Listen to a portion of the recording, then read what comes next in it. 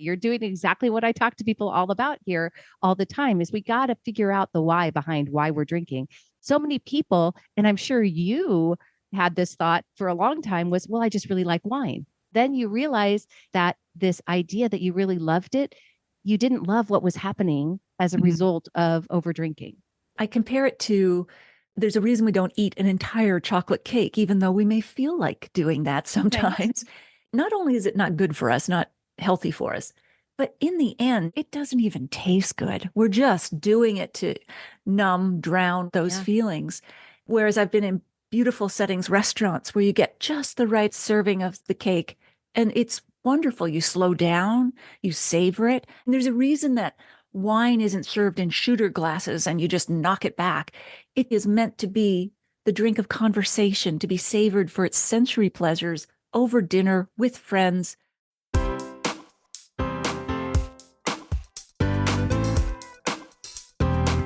Do you have a thirst to learn about wine? Do you love stories about wonderfully obsessive people, hauntingly beautiful places, and amusingly awkward social situations?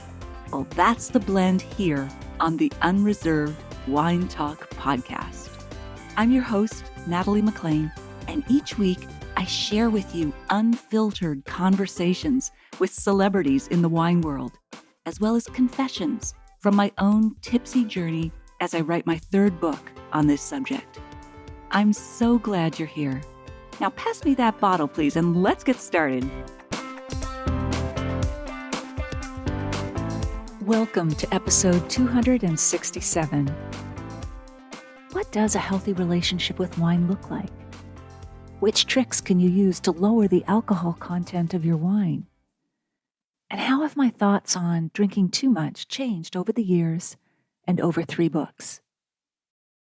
In today's episode, you'll get the stories and tips that answer those questions in our chat with Molly Watts, an author, podcast host, and coach from Portland, Oregon.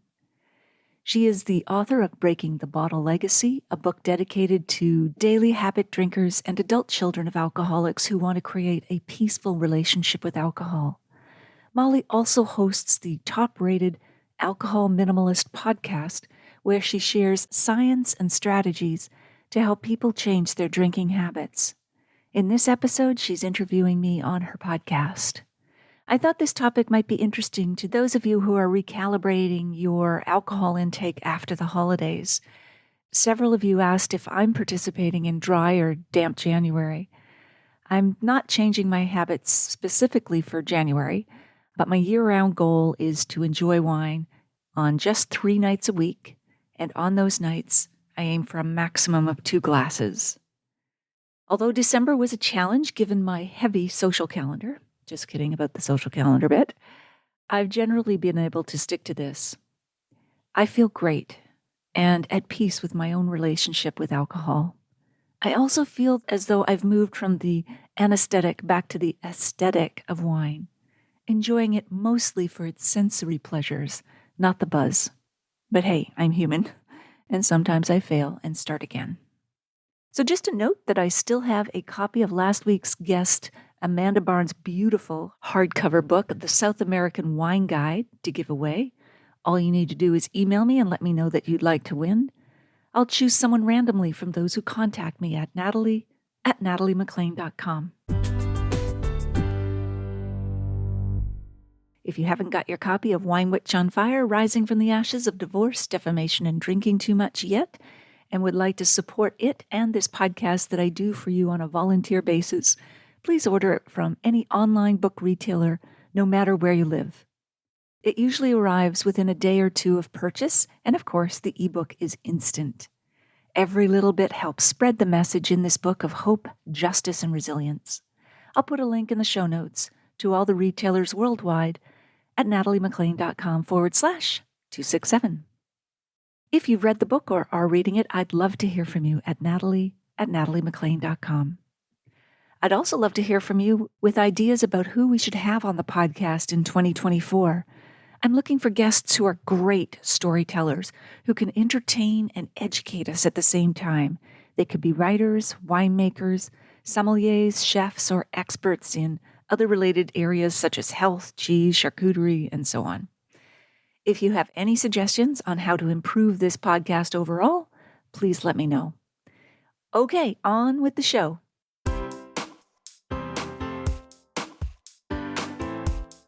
Good morning, Natalie. Thank you so much for being here on the Alcohol Minimalist Podcast. I just cannot wait to have this conversation, and I appreciate you taking the time.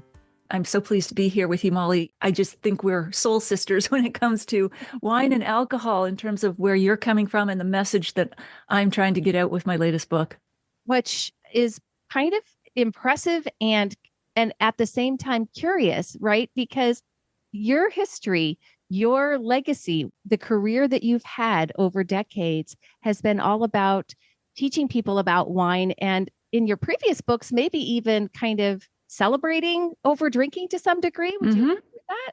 Absolutely. Well, the title of my first book was Red, White, and Drunk All Over, subtitled A Wine-Soaked Journey from Grape to Glass. Number 2 was Unquenchable, a tipsy search for the world's best bargain wines. And of course, this one is Wine Witch on Fire, Rising from the Ashes of Divorce, Defamation, and Drinking Too Much. So it's almost like a trilogy and a journey right there in the titles. Right. But yes, I used to make my over-drinking habits fodder for humor. But now I'm really hoping they'll fuel a discussion on over-drinking, particularly as it relates to women. But I think it's a relevant discussion for everyone. Yeah, absolutely. We just actually, this last month here on Alcohol Minimalist, we talked about doing November as No Binge November, really just in a way to help educate people even on what a binge by definition looks like and understanding, because so much of what I talk about is just helping people really understand. And I think for you too, during this process, so this book takes place more than 10 years ago now, right? In time, Exactly. in real time. The process that you went through during that year, a kind of this awareness and an enlightenment in your own mind, did digging into the science of alcohol and understanding kind of the true definitions of what moderate drinking looks like, did they surprise you? Was it like, and you're like, oh, this is not me? Right. Well, yeah, there's a lot of factors coming into play. Alcoholism runs in my family, and my relatives like to joke that the moth, that being me, likes to fly a little too close to the flame when they see what I do for a living. But my problem with wine or over drinking really focused, as you said, about a decade ago. I call it my no good, terrible, very bad vintage, personally and professionally. Right. And in response to 2 big issues, a sudden divorce from a husband of 20 years and an online mobbing on social media. Right. In response to those issues, depression and anxiety, I started drinking too much. I mean, I had easy access to wine. I had the cloak of professional respectability of always having a wine glass in my hand. It was almost de rigueur. So I really did, as you say, Molly, had to dig down into not just the science of over drinking, but also why was I doing it? Okay, there were these big issues in my life, so that's pretty obvious. But I was in therapy and still am to this day. I'm a big proponent of it. But what I found is that the first step was dealing with those underlying issues, the depression and the anxiety. And then my need for, that thought, I need a drink, really subsided substantially. I share a lot of other tips in the book as well. Yeah. You just said something that is music to my ears. You may not realize it, but we talk a lot about how our thoughts fuel our feelings and drive our actions around here. So thoughts, feelings, actions, and that very sneaky little thought of I need a drink.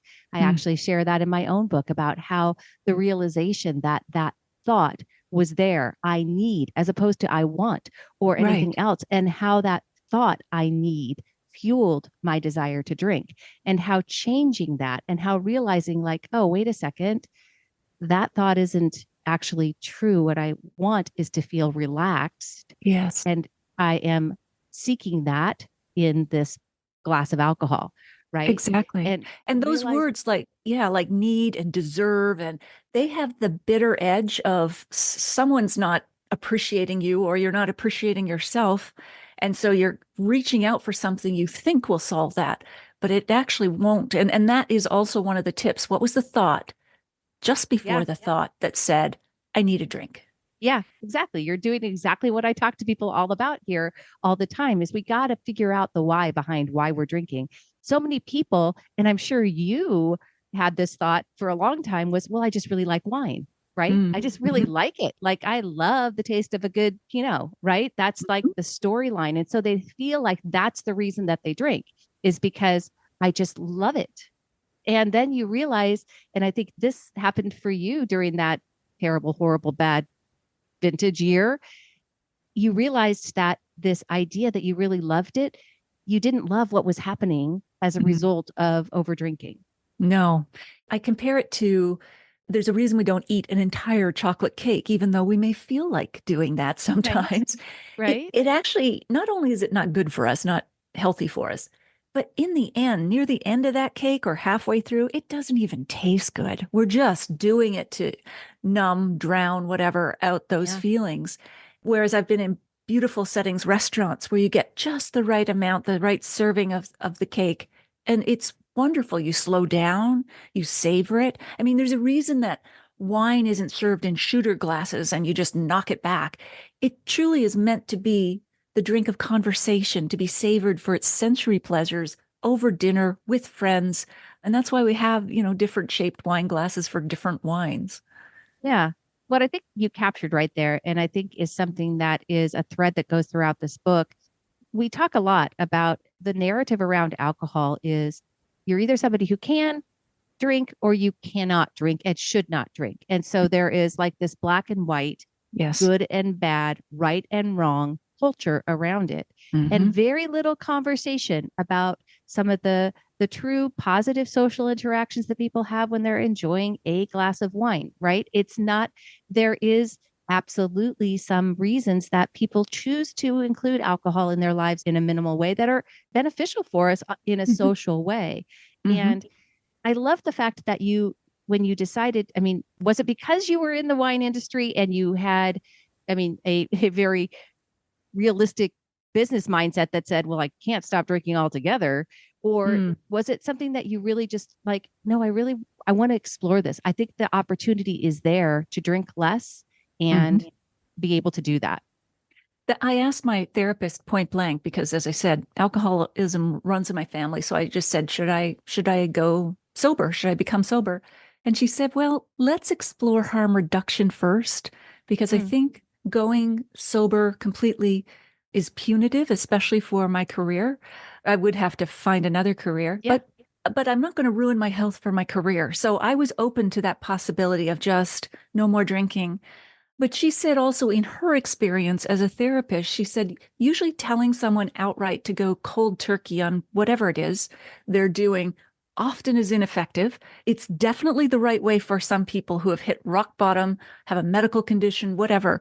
But she said, in your situation, because every situation is different, let's see if we can develop some techniques. Now that we've sort of dealt with the depression and anxiety, let's get down to some more specific techniques. And yes, you're absolutely right, Molly. I don't find there's any discussion in that middle ground. There's sober curious, dry January, and then there's you have a problem. And there's a lot of shaming too about over drinking or whatever. Like I know when I went out for dinner with girlfriends years back, and it was the first time I didn't have a glass of wine. I ordered water. They said, you're pregnant. Right. So, that's the assumption. You're either pregnant, you have a problem with alcohol, or perhaps there's a religious reason, but there can be nothing else. And I really do want to help others like me who love wine, but want to have a good relationship with it to find that middle ground. And again, that is exactly what I do around here, I hope. And I think one of the problems is that a lot of people don't understand what the middle area is and what, they're looking for. They're seeking for the answer of what is a healthy relationship with wine. And so we talk a lot about low risk limits around here. But one thing that you mentioned there in that conversation was the going out with friends, with women, and when you don't have a drink, people like, yes, are you pregnant? But let's talk a little bit about the messaging that is delivered around wine for women, because it is a big part of your book and it is super important, not only in your own history in the wine industry, which I think for people that are going to read this book, your eyes are going to be very opened wide about some of the, what we may perceive as a glamorous industry, right? Mm-hmm. Some of Yes. that's peeled back a little bit in this book for sure. Let's talk about messaging and the narrative. And how do you feel about that with regards to women in terms of where you've been with how you might have perpetuated some of that messaging early on in your career and how you feel about it now? Sure. So, yes, I have a marketing background. So I love the marketing angle when it comes to wine, just as a sort of an interesting cultural phenomenon. But in Wine Witch on Fire, I talk about that women represent one of the fastest growing segments. I mean, we've always been household purchasers of just about everything from shreddies to Right. SUVs, and we buy the majority of wine that comes into the household. Now we drink the majority of it, 66% of it. But the marketing message that I find some companies are using or portraying is that we're wallets, not women. We're cash cows, literally, who will drink the cutesy pink bow tie, high heel kind of crappy wines that men would not drink. And, we subsidize the more artisanal, complex wines that are marketed toward men. And the message on the bottle, Molly, on some bottles, is that we're either babes or battle axes. So we're either reaching for those brands that have short black dresses, red lipstick, because it's girls' night out or it's a spa day or whatever, or we're going for labels like Mad Housewife with taglines, dinner be damned, just to try to obliviate another day of motherhood and exhaustion. Again, there's no middle ground or respectful stories when it comes to those narratives and those labels.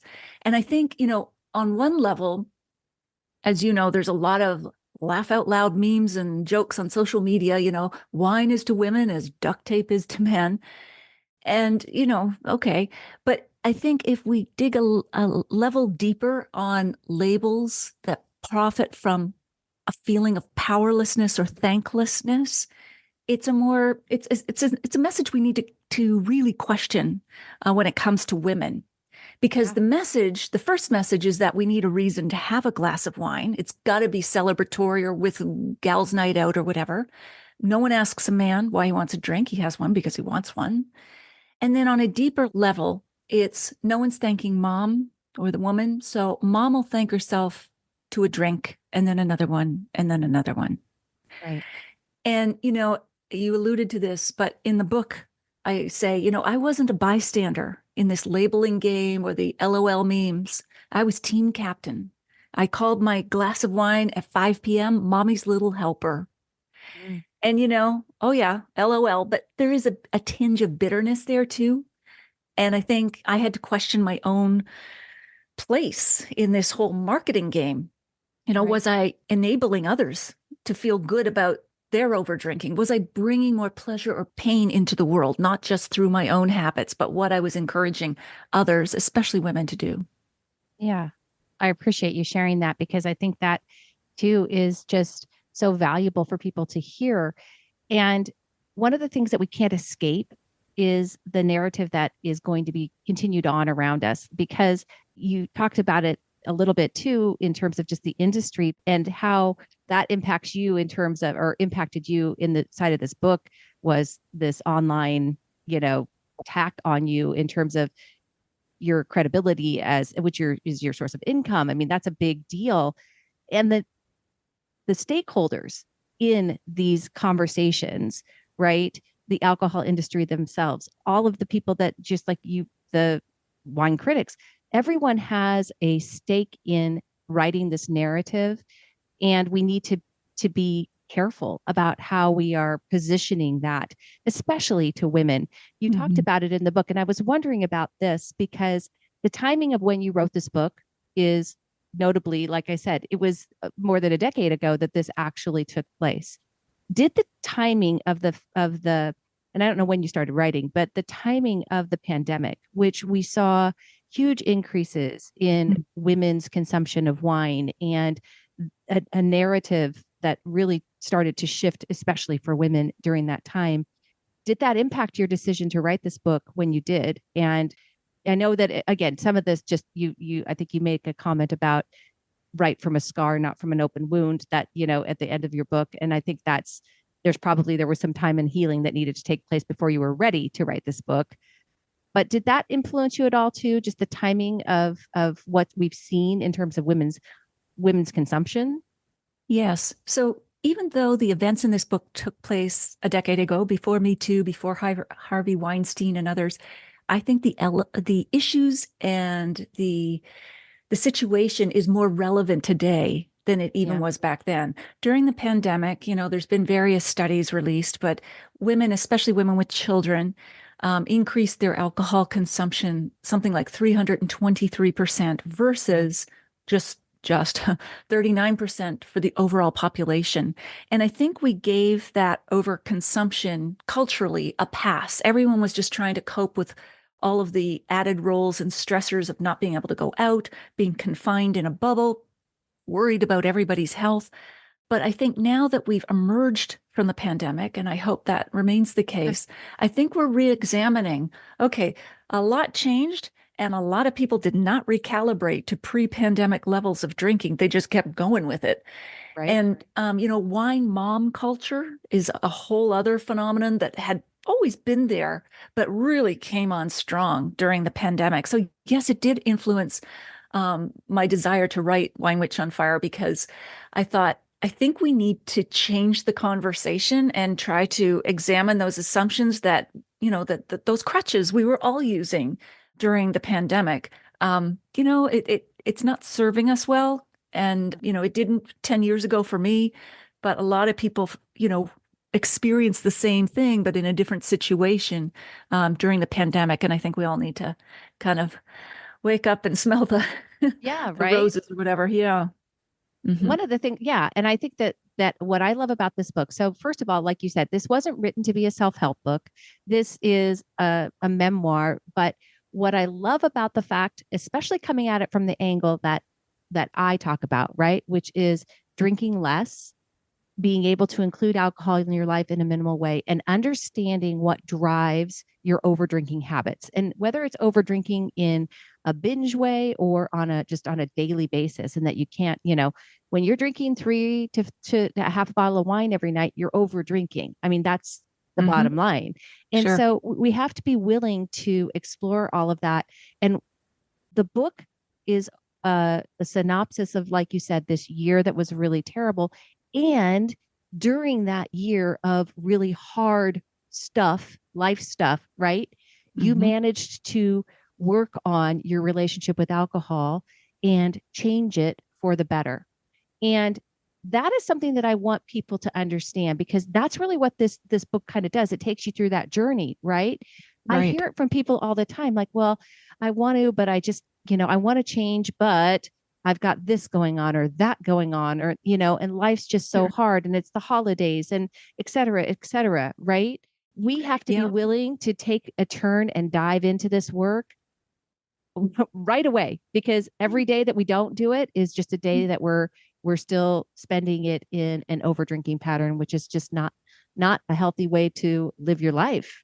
And every little bit helps, Molly. So, my journey that year was not linear. It wasn't like, okay, I need to fix this drinking problem, and then by the end I could tie it up with a shiny red bow. It was all forward motion. No, it wasn't. It was forward and back. And then, and it's like, but begin today, begin at least with the questions. It's like saying, I'm not going to buy that new dress until I lose 10 pounds. How about buying the dress, starting today, and then feeling good about how you look? And then perhaps, I'm just trying to make a rough analogy here, maybe you feel good about yourself and it becomes easier to start watching your diet or whatever you're doing. But I encourage people to think about it. It's not all or nothing. Just like it's not all or nothing between sobriety and overdrinking, the journey itself is not all or nothing. Just start with wherever you're at. Make some progress. Know there'll be setbacks. Don't be so hard on yourself, because that's what keeps us from making progress. Slip up. It's human. Fail. Start over again. It's the starting over again that will really, in the end, get you to where you want to be with wine, with alcohol.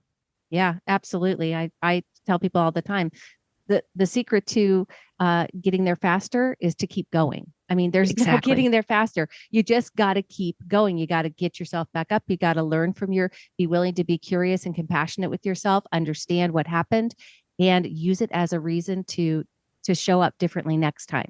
When we do that, and small steps lead to those big wins. It's every single step, small steps along the way, and there's no better time than starting than right now.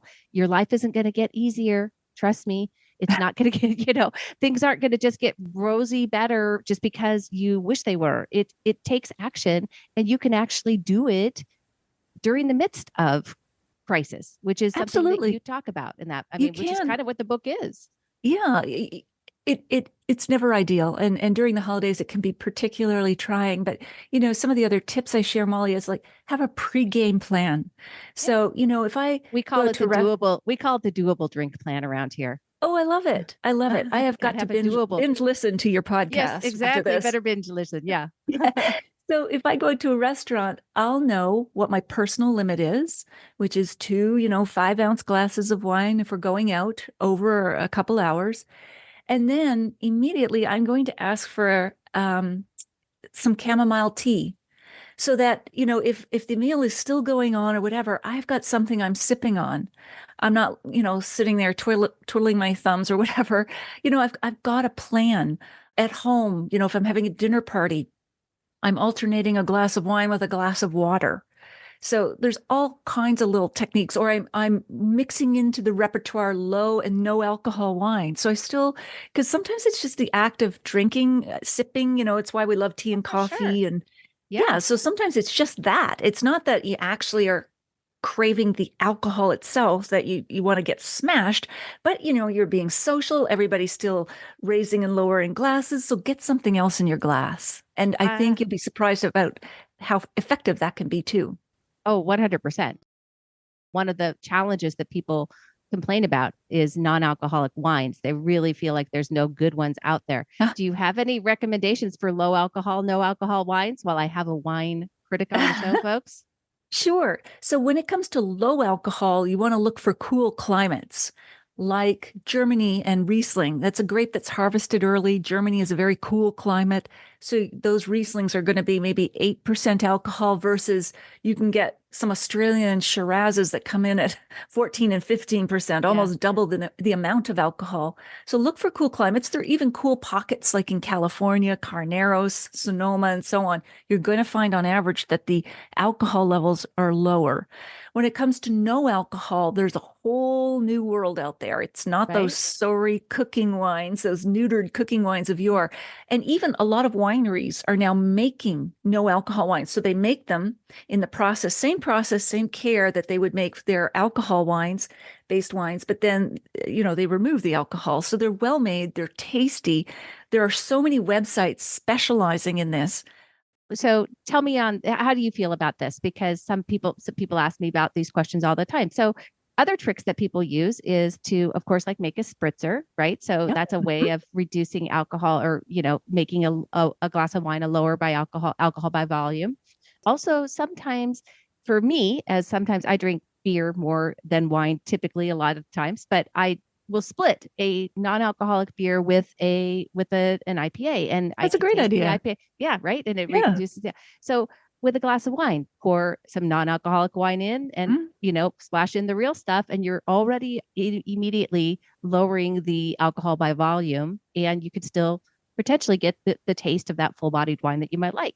Absolutely. And I do something in restaurants even that would horrify wine snobs, especially in the summer. I will put like 2 or 3 ice cubes in a refreshing white wine, and that's going to water it down too. Now, I'm not doing it in fancy, expensive wines, but if I've just got an everyday Sauvignon Blanc or whatever it is, it cools down the wine itself, but it's so marvelous because it really doesn't change the taste substantially for a moderately priced wine. I don't think you need to worry about that.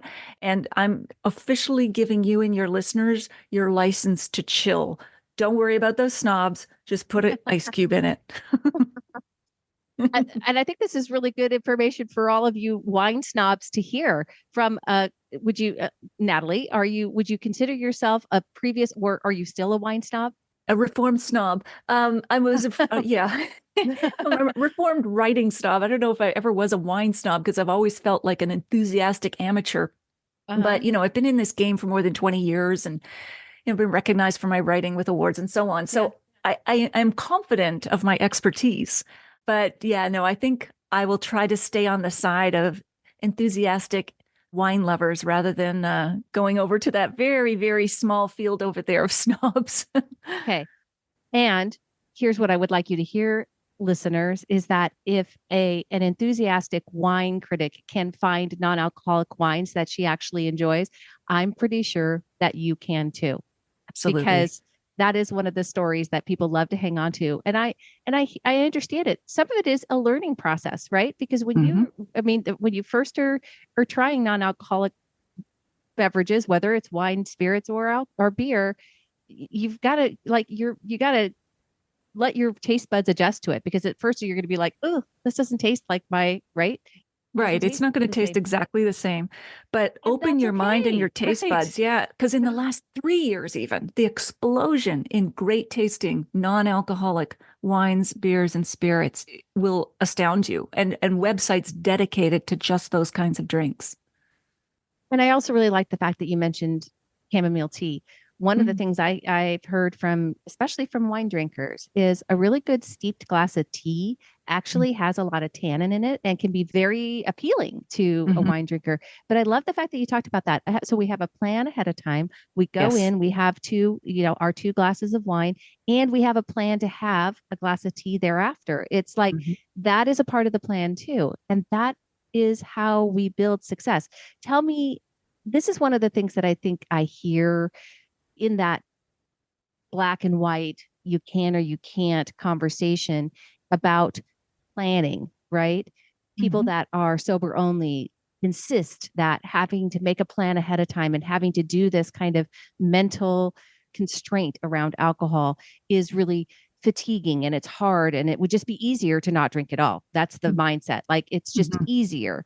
Like, I tell people all the time, it's not hard at all. I don't understand that. For me, it's just like you wouldn't go into you wouldn't go in with a plan of eating 3 pieces of chocolate cake. You don't go in having a plan to overdrink.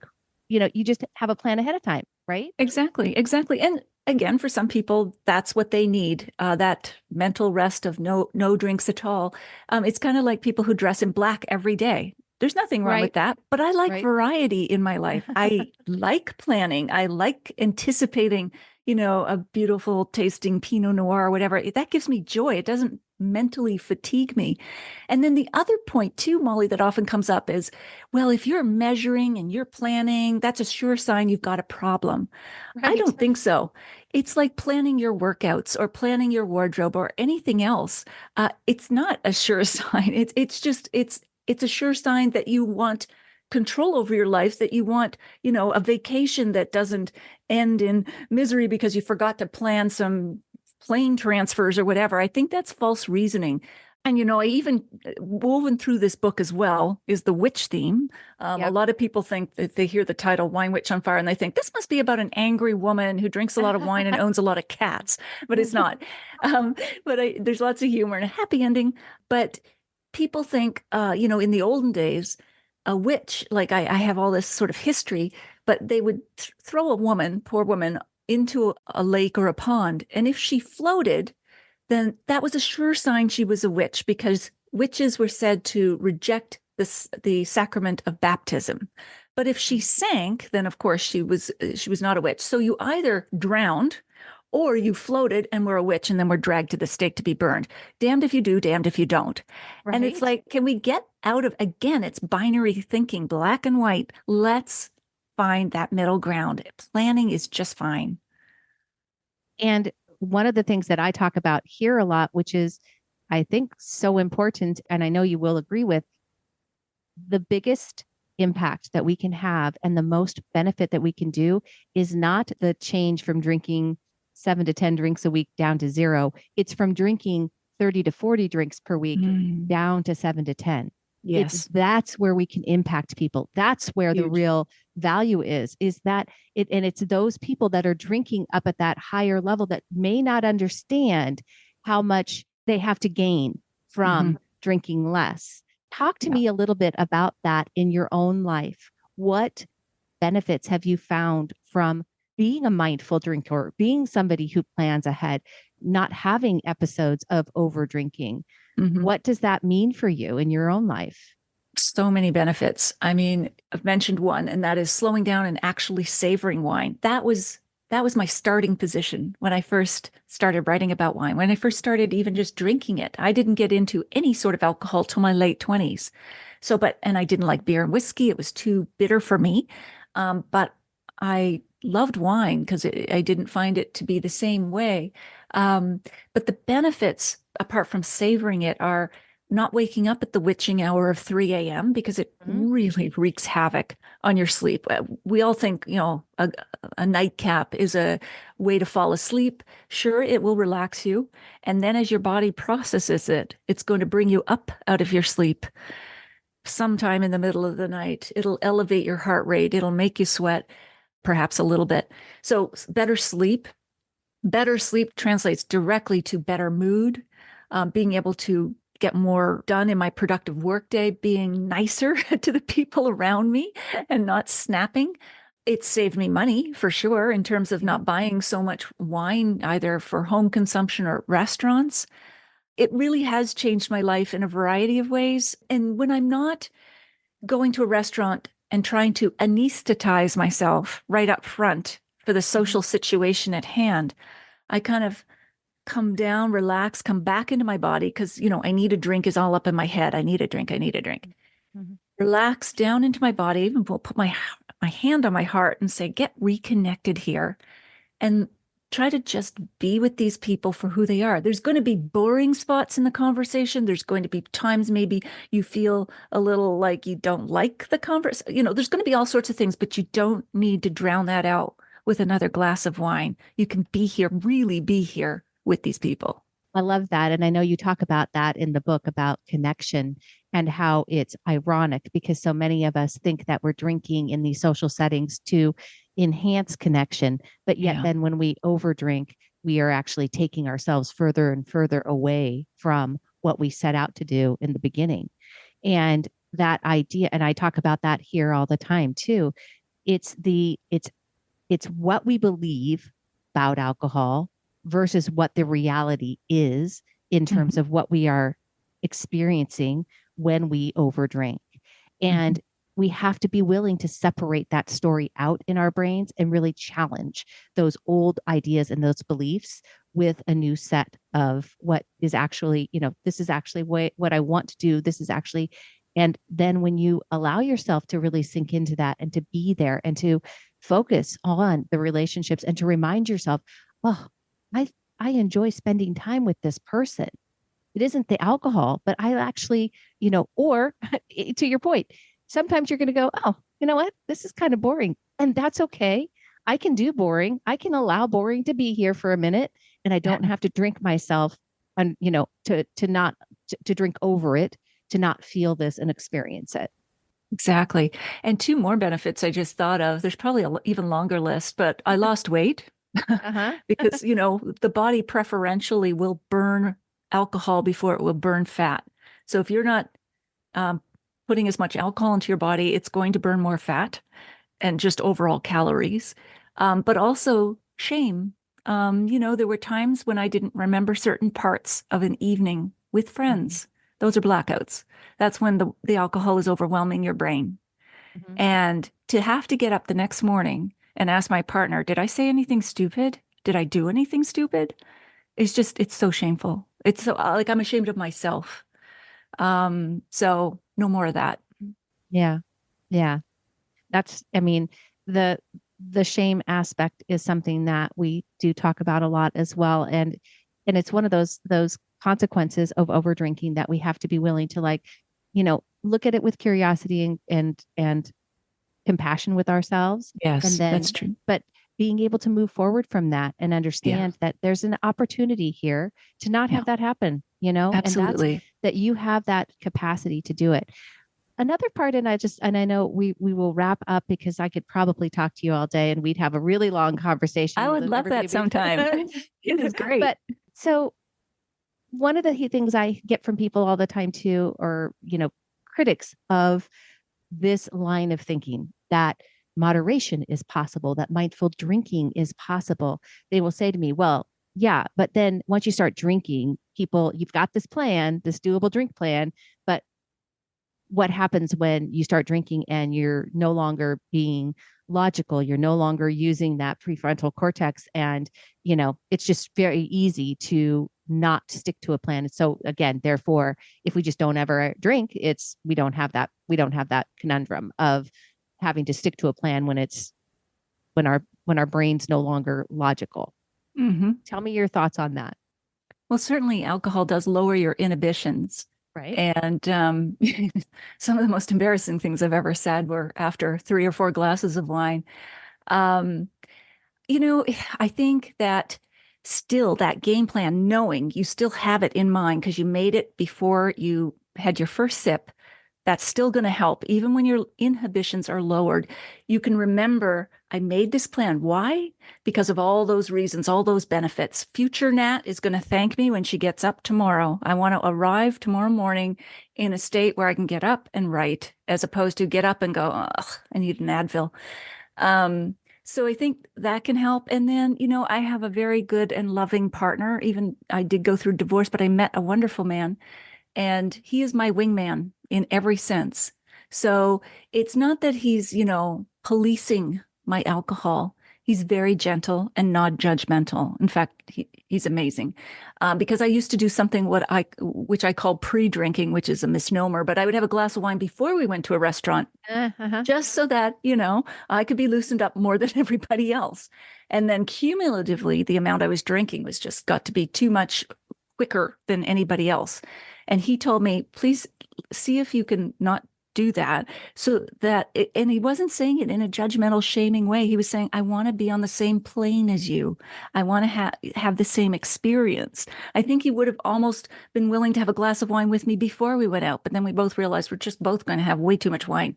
So I love him for that. So if you have someone in your life who can be a support person, who can just gently put their hand on your thigh or whatever, or just a signal or anything, I think that sort of community support in whatever form it might take can also be helpful, especially after glass 1 or 2.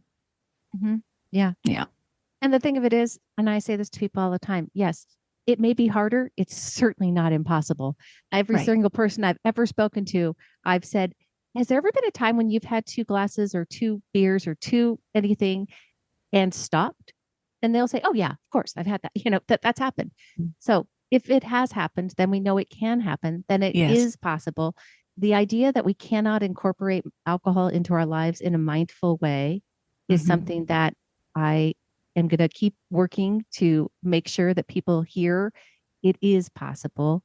You can do this, and you should want to do it in a way that aligns with long-term health goals that have science backed behind them, because there is true science. Ladies, there is ample reason to drink less in your life. I mean, that is true.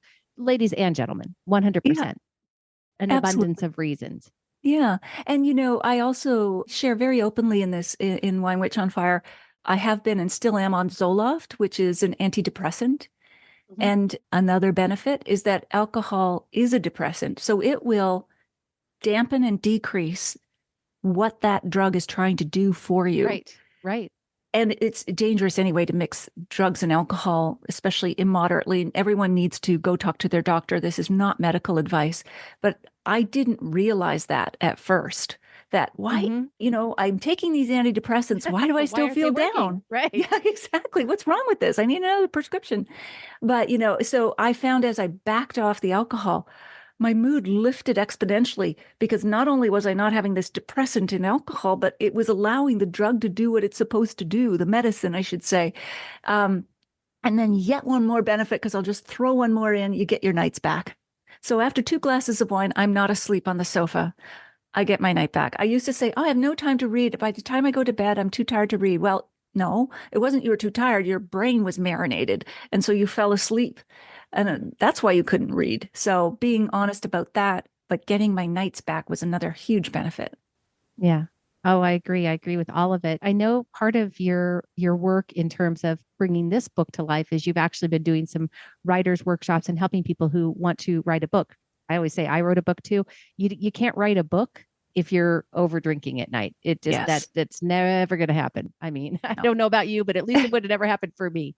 It's true. And it's a false misconception that some of the greatest writers who have been alcoholics, it was the alcohol that was helping them. It was not. They perhaps could have been more productive or whatever, but that's just a romantic illusion. It Yeah. really does not help the creativity muse. Natalie McLean, let's tell people where they can pick up Wine Witch on Fire. Sure. So you can get it wherever books are sold. So every online retailer, from Amazon to Barnes and Noble to all. Also, please support your local independent bookstores. Whether they have it in stock or not, they can always order it for you online. I will be soon recording the audio version of this book, so it'll be out next year. But it's available now as paperback or ebook. And if you need any information or links to all those retailers, it's on my website, winewitchonfire.com. Will take you right to where all the retailers are. Also, I have lots of bonuses for those who do buy the book, from signed book plates to online wine tastings to all kinds of goodies. Yeah. Yeah. We will link that in the show notes, folks, of course. Sure. Natalie McLean, thank you so very much for being here today. I really appreciate it. This is just a fantastic conversation. I hope we can talk again, because I think we probably could cover even more. And I appreciate you taking the time. Oh, Molly, thank you for your interest. I'm so glad you reached out. You're doing a really important service here with the message that's on this podcast. I think there's not enough of this conversation happening. So thank you for including me in it. And you asked some terrific questions. And definitely we need to carry on a much longer conversation over one glass of wine, maybe two. That's it. I love it. I love it. All right. Thank you. All right.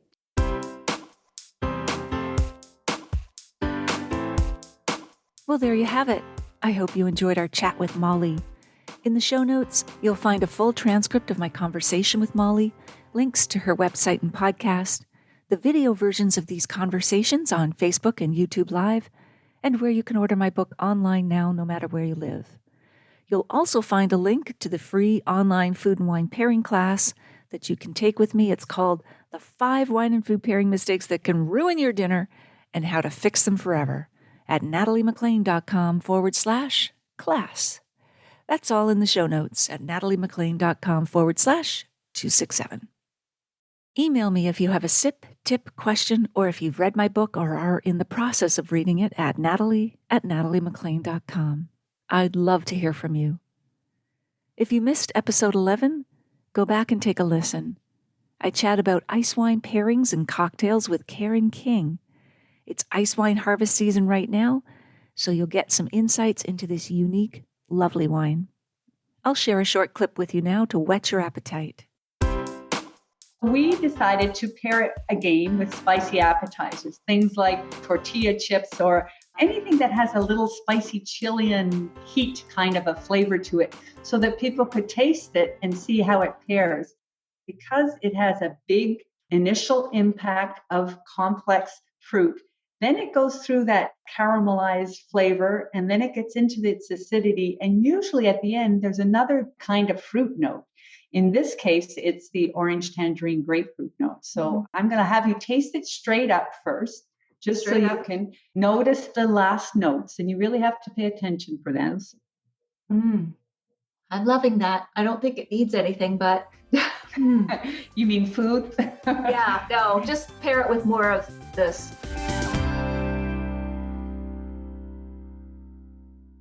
You won't want to miss next week when we chat with Keith Granger, author of Wine Faults and Flaws, a practical guide, which won the coveted 2022 Prix d'Auve. He'll be joining us from his home in London, England. If you liked this episode, please email or tell one friend about it this week, especially someone you know who'd be interested in the wines, tips, and stories we shared. It's easy to find my podcast. Just tell them to search for Natalie McLean Wine on their favorite podcast app. Thank you for taking the time to join me here. I hope something great is in your glass this week. Perhaps a delicious, low-alcohol wine.